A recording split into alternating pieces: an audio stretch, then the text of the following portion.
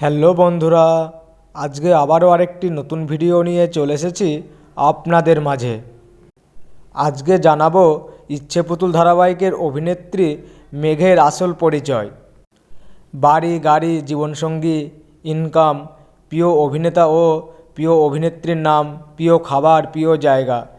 তাহলে বন্ধুরা দেখে নেওয়া যাক কে এই মেঘ এবং মেঘের আসল পরিচয়। মেঘের আসল পরিচয়। ইচ্ছে পুতুল ধারাবাহিকে এই অভিনেত্রী অভিনয় করছেন মেঘের চরিত্রে ও প্রধান নায়িকার চরিত্রে। ইচ্ছে পুতুল ধারাবাহিকে যিনি মেঘের চরিত্রে অভিনয় করছেন তার আসল নাম তিতিক্ষা দাস। অভিনেত্রী তিতিক্ষা দাসের ডাকনাম তিতলি। অভিনেত্রী তিতিক্ষা দাস জন্মগ্রহণ করেন 12 জুন 2003 সালে। অভিনেত্রীর বর্তমান বয়স 20 বছর। অভিনেত্রীর জন্মস্থান বাড়ি দত্তপুকুর, পশ্চিমবঙ্গ, ভারত। অভিনেত্রী বর্তমানে পড়াশোনা করছেন কলেজে ফার্স্ট ইয়ারে। অভিনেত্রীর উচ্চতা 5 ফুট 3 ইঞ্চি। ইনার ওজন 50 কেজি। চোখের রং কালো, চুলের রং কালো। Inner figure 30:22:30। অভিনেত্রী তিতিক্ষা দাসের পরিবার। অভিনেত্রীর মায়ের নাম শুক্লা দাস। অভিনেত্রীর জাতীয়তা হিন্দু। অভিনেত্রী বর্তমানে কাজের জন্য থাকেন কলকাতাতে। অভিনেত্রীর কেরিয়ার। অভিনেত্রী কেরিয়ার শুরু করেছিলেন 2021 সালে টিভি সিরিয়াল দত্ত অ্যান্ড বৌমা ধারাবাহিকের মাধ্যমে। তারপর 2022 সালে জয় জগন্নাথ ধারাবাহিকে অভিনয় করেছিলেন।